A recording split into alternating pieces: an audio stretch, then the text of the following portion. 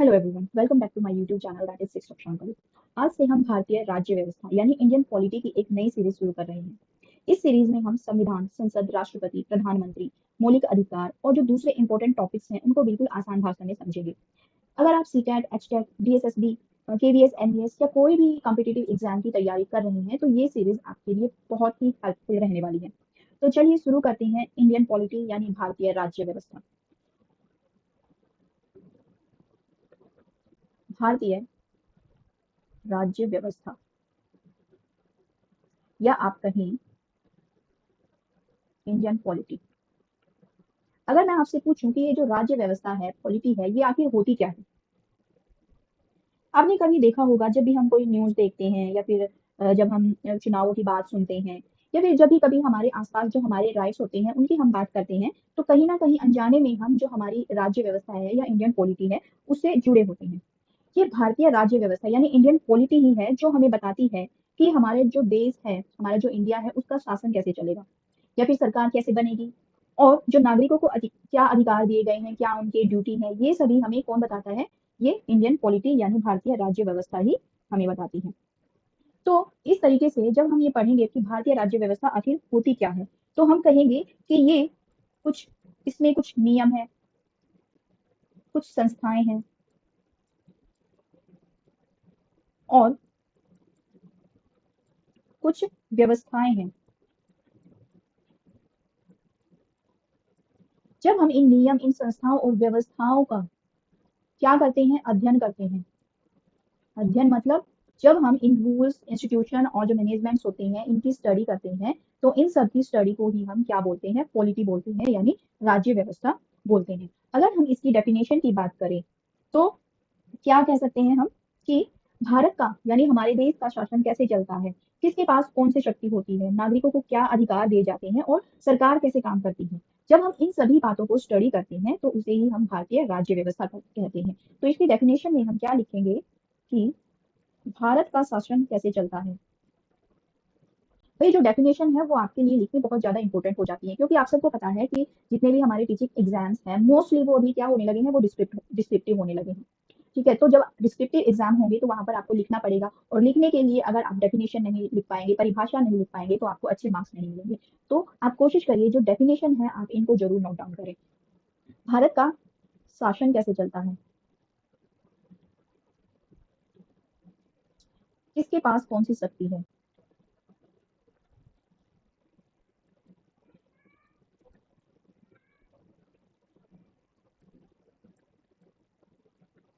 और जो Indian citizen है यानी नागरिक हैं, नागरिकों को क्या राइट्स, अधिकार दिए गए हैं।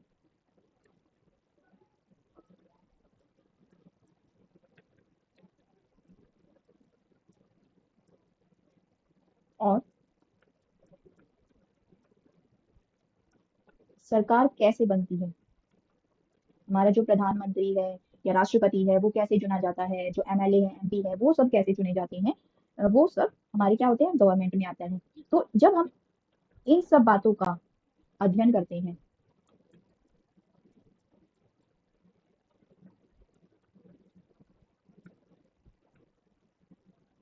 या आप कह सकते हैं कि इन सब बातों का अध्ययन ही क्या कहलाता है? इंडियन पॉलिटी या इंडियन भारतीय राज्य व्यवस्था कहलाता है। अध्ययन ही राज्य व्यवस्था है। आई होप आपको इंडियन पॉलिटी की ये डेफिनेशन समझ में आ गई होगी। इंडियन पॉलिटी के जो अंडर है वो हम क्या क्या पढ़ते हैं उसमें? हम उसमें पढ़ते हैं भारत का संविधान। क्योंकि मैं ये इंडियन कॉन्स्टिट्यूशन या फिर इंडिया के कॉन्टेक्स्ट में बात कर रही हूँ, इसलिए मैंने लिखा यहाँ पर भारतीय संविधान। अगर हम किसी देश, किसी और देश में राज्य व्यवस्था समझा रहे हैं तो हम वहां पर उसके पर्टिकुलर कंट्री के संविधान की, कॉन्स्टिट्यूशन की हम बात करेंगे। तो जो इंडियन पॉलिटी होती है यानी राज्य व्यवस्था होती है उसमें हम क्या पढ़ते हैं? भारतीय संविधान को हम पढ़ेंगे। वहां पर हम पढ़ेंगे राष्ट्रपति को, वहां हम पढ़ेंगे प्रधानमंत्री को, वहां पढ़ेंगे हम संसद, न्यायपालिका, मौलिक अधिकार क्या होते हैं, मौलिक अधिकार और कर्तव्य,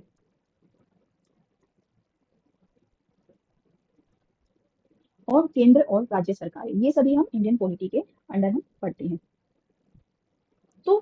हम कह सकते हैं कि भारतीय राज्य व्यवस्था का अर्थ है कि भारत की शासन व्यवस्था का अध्ययन, यानी वो शासन व्यवस्था, वो मैनेजमेंट सिस्टम जिसके अकॉर्डिंग भारत के जो एडमिनिस्ट्रेशन है, प्रशासन है, वो चलाया जाता है। इसमें हम समझते हैं कि देश का शासन कैसे चलता है, भाई सरकार कैसे बनती है, नागरिकों के कौन कौन से अधिकार दिए गए हैं, उनकी ड्यूटीज क्या है, और संविधान जो है वो किस प्रकार से हमारे देश को संचालित करता है, ये सभी हम पढ़ते हैं। तो इसके आगे हम कुछ टर्मिनोलॉजी पढ़ना चाहेंगे जो हमें इंडियन पॉलिटी को स्टार्ट करने से पहले पढ़नी बहुत ज्यादा जरूरी है। तो उनमें सबसे पहले आता है, हमने राज्य व्यवस्था तो पढ़ लिया, हमने पढ़ा कि ये किसी राज्य से संबंधित होती है जिसके अकॉर्डिंग उसका प्रशासन चलाया जाता है, ये एक ऐसा अध्ययन होता है। लेकिन एक राज्य होता क्या है, राज्य क्या है, अगर हमें ये नहीं पता तो हम राज्य व्यवस्था कैसे पढ़ेंगे। तो ये जो राज्य होता है ये क्या होता है, ये जैसे कोई एक ग्रुप होता है लोगों का, ठीक है, तो वो एक पर्टिकुलर किसी क्षेत्र में या किसी पीस ऑफ लैंड पे रहता है, और उस उन लोगों को कंट्रोल करने के लिए या मैनेज करने के लिए एक गवर्नमेंट होती है, और वो गवर्नमेंट ऐसी होती है कि उस पर ना तो बाहर से ना ही आंतरिक रूप से इंटरनली कोई दबाव या प्रेशर डाला जा सकता है। तो ऐसे समूह को हम क्या कहते हैं, एक स्टेट या राज्य कहते हैं। राज्य मीन्स स्टेट। तो यहाँ पर हमने क्या देखा कि जो राज्य है या स्टेट है वो क्या है, ये लोगों का एक समूह है। लोगों का क्या है, एक समूह है जो एक निश्चित भूभाग पर रहते हैं। कहाँ रहते हैं, ये निश्चित भूभाग पर रहते हैं। उनकी एक निश्चित सरकार होती है, और जो ये सरकार क्या होती है, संप्रभु होती है, यानी सॉवरेन होती है। तो राज्य क्या होता है, लोगों का एक ऐसा समुदाय समूह होता है जो किसी बाहरी नियंत्रण के बिना एक निश्चित भूभाग पर में निवास करता है और जिसकी अपनी एक संगठित सरकार होती है। तो इसकी डेफिनेशन जब हम लिखेंगे तो लिखेंगे कि राज्य व्यक्तियों का एक समुदाय है जो बिना किसी बाहरी नियंत्रण के एक निश्चित भूभाग पर रहते हैं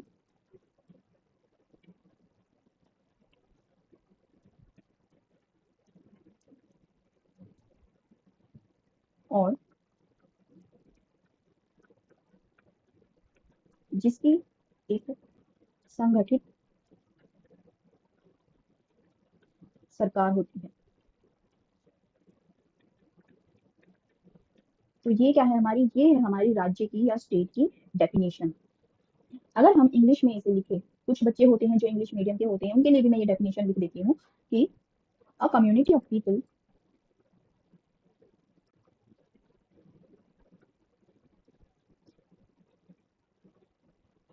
permanently occupying a definite territory and having capability to take decision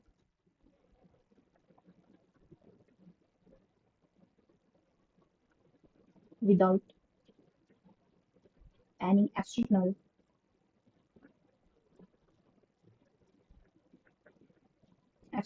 or internal pressure,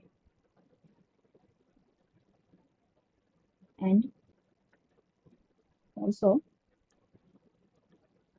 having a government, yani community of people that hold a permanently land or territory, having a capability to take decision under any pressure, or also having a government that is called a state or a राज्य। अब यहाँ आपने देखा कि हमने इस definition में कुछ वर्ड्स यहाँ पर देखे। क्या वर्ड्स देखे हमने, जैसे हमने देखा यहाँ पर एक टेरिटरी हमने यहाँ पर देखा, दूसरा हमने देखा कैपेबिलिटी टू टेक डिसीजन, ये हमने देखा, और दूसरा हमने देखा एक गवर्नमेंट, और हमने देखा कम्युनिटी ऑफ पीपल। तो ये चार वर्ड्स हमारे सामने यहाँ से निकल कर आते हैं इस डेफिनेशन से। तो हमें पता चला कि जो राज्य होता है या स्टेट होता है, जो स्टेट है या जो राज्य है, इस राज्य के 4 तत्व हैं, यानी 4 इसके एलिमेंट्स होते हैं। पहला क्या है? जनसंख्या, कम्युनिटी ऑफ पीपल, लोगों का एक समूह जिसे हम जनसंख्या कहते हैं। दूसरा जो तत्व है वो है एक भूमि, यानी टेरिटरी। तीसरा है एक सरकार, गवर्नमेंट। और चौथा है उसका संप्रभु होना, संप्रभुता। संप्रभुता फर्स्ट क्या है? आपका पॉपुलेशन, सेकंड इज टेरिटरी, और थर्ड है आपका गवर्नमेंट, और जो फोर्थ है वो है आपका संप्रभुता यानी सॉवरेनिटी। अब हम इन चारों को देखते हैं कि आखिर होते क्या है। सबसे पहले हम बात करते हैं जनसंख्या की, यानी पॉपुलेशन। आप देखते हैं जब जब भी कोई स्टेट होता है तो उसकी एक कुछ ना कुछ उसकी एक पॉपुलेशन होती है, वहां पर कुछ नंबर्स में लाखों में हो सकते हैं, करोड़ों में हो सकते हैं, कुछ लोग वहां पर रहते हैं। तो उस लोगों के उस समूह को ही हम क्या कहते हैं? जनसंख्या कहते हैं। जैसे हमारे भारत की जनसंख्या अभी अराउंड 150 करोड़ के आसपास है। अगर किसी भी स्टेट के पास लोगों का ये समूह, ये जनसंख्या नहीं है, तो हम उसे क्या, उसे राज्य नहीं कह सकते हैं। ठीक है, तो जनसंख्या क्या होती है? ये एक लोगों का समूह है जो उस स्टेट में रहता है। दूसरा क्या है? भूमि, यानी उसकी टेरिटरी। किसी भी कोई भी राज्य है उसके पास अपनी एक डेफिनेट जो जियोग्राफिक उसका एरिया होता है, उसका क्षेत्र होता है, जिस पर उसका अपना एक अधिकार होता है। और उस टेरिटरी के अंदर ना तो कोई उसकी परमिशन, उसके जो गवर्नमेंट वहां होता है उसके गवर्नमेंट की परमिशन के बिना ना कोई अंदर आ सकता है, ना कोई उससे बाहर जा सकता है। उसका एक निश्चित भूभाग होता है उस स्टेट का, और जो वहां पर जो सरकार होती है वो उसकी सीमाएं या बाउंड्री उसकी निर्धारित करती है। अगर किसी भी कोई भी एक, जैसे आप स्टेट कह रहे हैं, उसके पास भूमि नहीं है, तो फिर वो स्टेट कहाँ रह जाएगी? अगर भूमि नहीं है, एक अपना लैंड नहीं है, उसकी कोई बाउंड्री नहीं है, तो उसे हम स्टेट कह ही नहीं सकते हैं। अब तीसरी बात आती है उसकी सरकार की, यानी उसकी गवर्नमेंट। अब भाई हमारे पास भूमि भी है, उस भूमि पर रहने वाले लोग भी हैं। अब उन लोगों को कंट्रोल कैसे किया जाए, उन लोगों को मैनेज कैसे किया जाए? अगर उनको मैनेज नहीं किया जाएगा तो वो जनसंख्या नहीं होगी, वो क्या होगी? वो सिर्फ एक भीड़ ही होगी, अनऑर्गेनाइज एक भीड़ ही हम उसे कह सकते हैं। तो भाई उस जो स्टेट है, उस राज्य का प्रशासन चलाने के लिए या लोगों को मैनेज करने के लिए भी कोई एक इंस्टीट्यूट होता है, एक बॉडी होती है जिसे हम गवर्नमेंट कहते हैं, जो क्या करती है? कानून बनाती है और कानून लागू करती है। कानून को लागू करती है जिससे उसका प्रशासन चलता है, तो वो होती है सरकार। जैसे हमारे देश में, हमारे भारत में एक केंद्र सरकार है, सेंट्रल गवर्नमेंट है, और उसी तरह से जो हमारे जितने भी हमारे 28 स्टेट्स हैं उनकी भी अपनी अपनी जो स्टेट गवर्नमेंट्स होती हैं, और ये दोनों आपस में मिलकर काम करती है हमारे देश के लिए। और फोर्थ है हमारा संप्रभुता, यानी सोवरेनिटी। अब मान लीजिए हमारे पास जनसंख्या भी है, भूमि भी है और सरकार भी है, लेकिन जो ये सरकार है ये अपने निर्णय या डिसीजन है जो वो खुद से नहीं ले सकती, उस पर बार बार बाहर से, जो बाहर की गवर्नमेंट है वो प्रेशराइज कर रही है उसे, या फिर इंटरनल कोई ऐसे लोग हैं या कुछ ऐसे इंस्टीट्यूशन है जो उस पर प्रेशर डाल रहे हैं। इसलिए जो वहाँ की गवर्नमेंट है, क्या वो फ्रीली डिसीजन ले सकती है जो जिससे देश विकास कर सके? बिल्कुल नहीं। तो इसी को हम कहते हैं संप्रभुता। जब संप्रभुता क्या होती है? ये क्या किसी भी देश की ये सर्वोच्च शक्ति होती है। क्या होगी? सर्वोच्च शक्ति होती है। जो राज्य होता है या कोई भी स्टेट होता है वो अपने इंटरनल और एक्सटर्नल मामलों में बिल्कुल फ्री होता है। उनसे जो उसके एक्सटर्नल या इंटरनल जो इश्यूज होते हैं, जो मामले होते हैं, उनके उनके रिलेशन में कोई भी उस पर प्रेशर नहीं डाल सकता है। तो उसे ही क्या कहा जाता है? संप्रभुता कहा जाता है। अब जैसे एग्जाम्पल हम लेते हैं कि हमारा जो देश है उस पर कोई भी देश, मान लीजिए ट्रंप है जो अमेरिका के राष्ट्रपति हैं, या चाइना के राष्ट्रपति हैं शी जिनपिंग, या रशिया के राष्ट्रपति हैं, वो हमारे देश को अपने नियंत्रण में नहीं ले सकते। वो हमसे हमें ये अ, हमारे जो डिसीजन है उनको लेने में हमें प्रेशराइज नहीं कर सकते। इसलिए जो हमारा देश है वो क्या है? एक संप्रभु राष्ट्र है, एक सॉवरेन कंट्री है हमारा। आई होप आपको स्टेट के ये जो चारों तत्व हैं, ये एलिमेंट है, आपको समझ आ गए होंगे। एक जो संप्रभुता है यहाँ से, इसकी डेफिनेशन आपको अच्छे से लिखनी आनी चाहिए। ये क्या होता है? संप्रभुता बिना किसी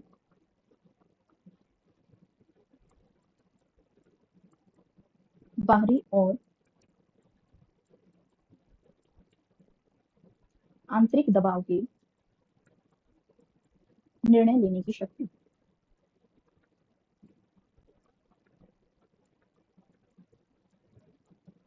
तो जब हम किसी भी दबाव में आए बिना अपने देश के विकास के लिए, अपने देश के लोगों की भलाई के लिए काम करते हैं, निर्णय लेते हैं, तो वही शक्ति क्या कहलाती है? हमारी संप्रभुता कहलाती है। कोई भी हमें ये हमारे देश को, हमारे देश के राष्ट्रपति को, हमारे देश के प्रधानमंत्री को ये डिक्टेट नहीं कर सकता कि हमें हमारे देश के लिए क्या करना चाहिए। ठीक है, तो इसी जो यही जो पावर होती है, यही जो शक्ति होती है, इसे हम क्या कहते हैं? संप्रभुता कहते हैं। अब जो दूसरा हमारा शब्द है वो है राष्ट्र, या जिसे हम कहते हैं नेशन। ये क्या होता है? आप कहेंगे कि राष्ट्र और जो राज्य होता है ये सेम ही तो चीज है। जो हमारा भारत है वो एक राष्ट्र भी है, वो एक स्टेट भी है, इनमें डिफरेंस क्या है? लेकिन मैं आपसे कहूंगी कि जो स्टेट और जो राष्ट्र है वो अलग अलग तो चीजें होती हैं, इन्हें हम एक जैसा नहीं मान सकते। राष्ट्र होता क्या है? हमने पढ़ा कि एक जो राज्य होता है वहां पर कुछ लोग रहते हैं, उन कुछ लोग रहते हैं जिनको मैनेज करने के लिए, जिनको कंट्रोल करने के लिए वहां पर एक गवर्नमेंट होती है, और वो गवर्नमेंट अपने निर्णय लेने के लिए स्वतंत्र होती है। लेकिन अगर जो वहां पर जो लोग रहते हैं उनके बीच में आपसी जुड़ाव नहीं है, या लगाव नहीं है, या एकता नहीं है, भाईचारा नहीं है, तो वो हम उसे राष्ट्र नहीं कहेंगे। तो जो ये राष्ट्र होता है ये क्या होता है? ये देश के जो लोग होते हैं या समाज होता है, समाज में आपसी जुड़ाव, या आप कह सकते हैं आपसी जो लगाव होता है, जो एकता होती है देश के लोगों के बीच में, जो बंधुत्व की भावना होती है, या आप कह सकते हैं जो भाईचारा होता है, इस भाईचारे की भावना को ही राष्ट्र या नेशन कहा जाता है। अगर किसी भी देश के लोगों में, किसी भी समाज के लोगों के बीच में ये आपसी जुड़ाव, ये लगाव, एकता, भाईचारा, बंधुत्व नहीं है, तो हम उस स्टेट को, उस राज्य को राष्ट्र नहीं कह सकते। अब जो ये जुड़ाव या लगाव होता है इसके बहुत सारे अलग अलग आधार हो सकते हैं। ये जो जुड़ाव या लगाव होता है ये भाषा के आधार पर हो सकता है, इसका आधार धर्म भी हो सकता है, इसका आधार संस्कृति भी हो सकती है, या आप कह सकते हैं इसका आधार जो हमारे राष्ट्रीय प्रतीक हैं वो भी हो सकते हैं, और आप कह सकते हैं कि इसका जो आधार है वो आर्थिक भी हो सकता है। यानी जब लोग आर्थिक रूप से एक दूसरे को जुड़ा हुआ महसूस करते हैं तो उसे हम आर्थिक राष्ट्रवाद कहते हैं। अब यहाँ से जो राष्ट्र की जो डेफिनेशन, राष्ट्र का जो कॉन्सेप्ट हमने पढ़ा, वहां से हमने देखा कि जो ये जुड़ाव होता है लोगों के बीच में, इसके कई आधार हो सकते हैं। उसी आधारों पर जो ये राष्ट्र की भावना हम लोगों में होती है ना, इसे ही हम क्या कहते हैं? इस राष्ट्र की भावना को ही राष्ट्रवाद कहा जाता है। ठीक है, एक राष्ट्र की भावना जो होती है उसे हम क्या कहते हैं? राष्ट्रवाद कहते हैं। और ये जो राष्ट्रवाद होता है इसके कई आधार हो सकते हैं। जैसे पहला है, मुख्य रूप से मेनली इसके तीन आधार बताए जाते हैं। पहला है सांस्कृतिक राष्ट्रवाद, दूसरा है राजनीतिक राष्ट्रवाद,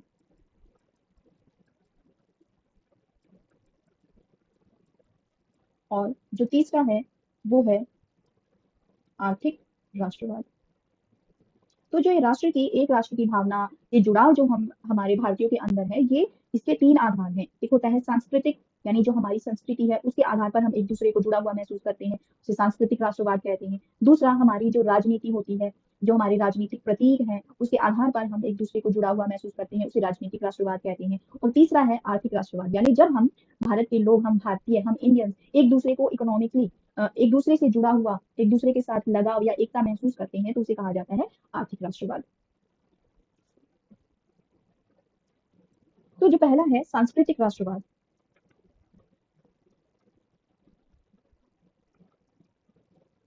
ये क्या होगा? इसमें हम संस्कृति, हमारी क्या होगी? एक संस्कृति होगी, हम अपनी संस्कृति को लेकर जुड़ाव महसूस करते हैं। दूसरा क्या होगा? हम धर्म को लेकर एक दूसरे से जुड़ सकते हैं, एकता एकता हो सकती है हमारे बीच में। हमारी भाषा को लेकर हो सकता है, या फिर हमारा इतिहास, इसके आधार पर भी हम एक दूसरे को एकता के रूप में मान सकते हैं।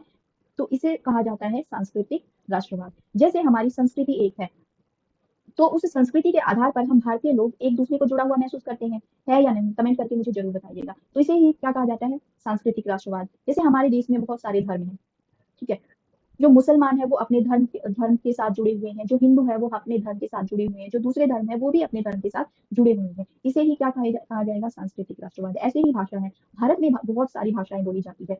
हिंदी हिंदी है, इंग्लिश है, कन्नड़, तमिल, तेलुगु, मलयालम, बहुत सारी भाषाएं हैं जिनसे लोग जुड़ा हुआ एक दूसरे से महसूस करते हैं। आपने देखा होगा जब भी कभी हम बाहर चले जाते हैं, मान लीजिए हम आउट ऑफ इंडिया चले जाते हैं और वहां जाकर हमें कोई हिंदी बोलने वाला मिल जाता है, तो क्या होगा, हम उससे एक अपनापन महसूस करेंगे कि हाँ भाई, इसे हमारी लैंग्वेज, हमारी भाषा जो है वो बोलना आता है। तो हम उससे जो हमारे जो भाव है, हमारे जो अंदर फीलिंग है, उसको आसानी से उसके साथ हम बाँट सकते हैं। तो हम उससे एक अपनापन महसूस करते हैं। इसी तरह से हमारा जो इतिहास है, क्योंकि हम सब भारत के लोग हैं, हम सभी का एक इतिहास है। जब भी हमारे इतिहास के बारे में बात होती है, तो हमें एक राष्ट्रवाद की भावना अपने आप पैदा हो जाती है। तो ये सभी क्या होता है, ये सांस्कृतिक राष्ट्रवाद होता है। दूसरा है राजनीतिक राष्ट्रवाद। अब ये राजनीतिक क्या होता है? इसमें क्या होगा, जब भी हम तिरंगे को देखते हैं, तिरंगे को देखकर जुड़ाव महसूस करना, या फिर जो हमारे राष्ट्रगान है, राष्ट्रगीत है, उनको देखकर, या जो 15 अगस्त का दिन है वो, या फिर आप कह सकते हैं 26 जनवरी का दिन, ये सभी जो है ये राजनीतिक राष्ट्रवाद के रूप हैं। इनसे हम क्या करते हैं, राजनीतिक रूप से एक दूसरे से जुड़ा हुआ महसूस करते हैं, या भाईचारा या लगाव, एकता हमारे बीच होती है। तो तीसरा है हमारा आर्थिक राष्ट्रवाद। आर्थिक राष्ट्रवाद में क्या होगा, आपने देखा होगा कभी, या आप हमारा जो पिछले साल का ही एग्जाम्पल ले लीजिए।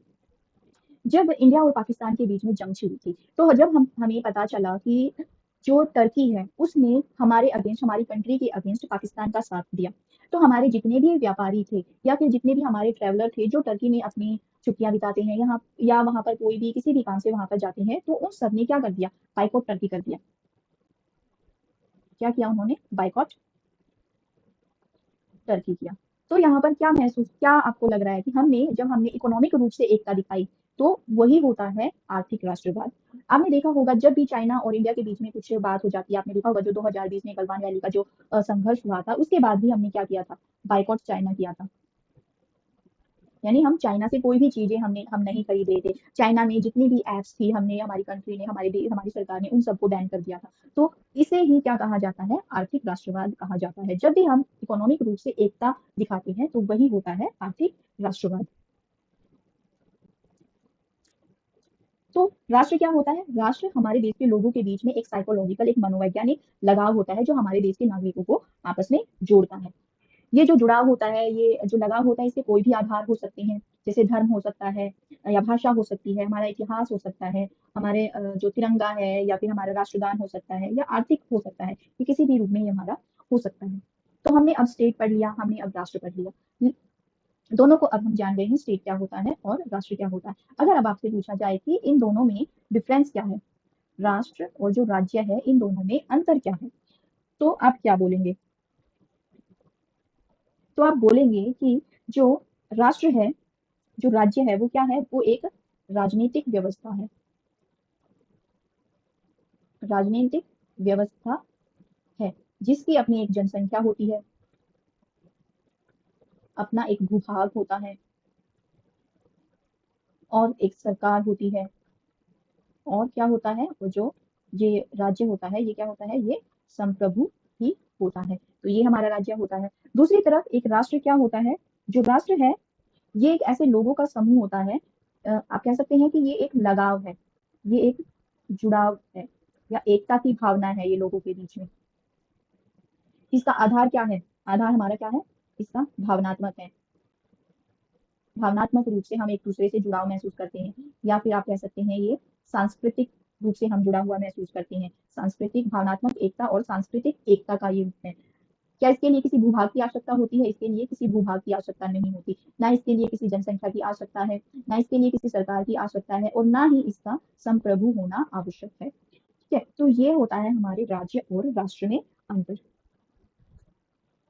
तो आज की क्लास में हमने पढ़ा कि जो राज्य व्यवस्था होती है वो क्या होती है, राज्य हमने पढ़ा, राज्य के तत्व हमने पढ़ी, उसके बाद हमने देखा राष्ट्र क्या होता है, राष्ट्र, ये जो राष्ट्रवाद की भावना हमारे अंदर होती है, इसके क्या क्या आधार हो सकते हैं। इसके अलावा हमने राष्ट्र और राज्य में अंतर भी हमने पढ़ा। तो अगर आपको कोई भी डाउट है, तो आप मुझसे कमेंट करके पूछ सकते हैं, या फिर आप उसके लिए हमारे जो टेलीग्राम चैनल है, या हमारी इंस्टाग्राम आईडी है, वहां पर भी आप हमें मैसेज कर सकते हैं। और आज की क्लास, आज की वीडियो आपको कैसे लगी, कमेंट करके मुझे जरूर बताइएगा। अच्छी लगी तो लाइक करिए, और दोस्तों के साथ शेयर करिए। अगर आप हमारे चैनल को पहली बार देख रहे हैं, तो हमारे चैनल को सब्सक्राइब और करना मत भूलिएगा, और हाँ, बेल आइकन को जरूर से प्रेस कर दीजिएगा। तो आज के लिए बस इतना ही, मिलते हैं नेक्स्ट वीडियो में। Thank you for watching.